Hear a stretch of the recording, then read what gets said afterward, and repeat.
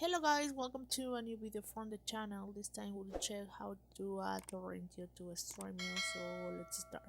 First, let's go to Stremio and you have to download this app.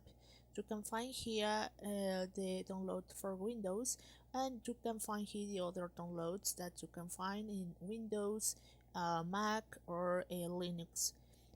So only to click here in the Windows if you have it, and then just download. When you download, just go to this page that is torrentio.stream.fun, and then here will appear the settings. Okay, so you have to right here or select the providers, and then sorting by and the priority language. You can do it, exclude quantity, and the max result driver provider.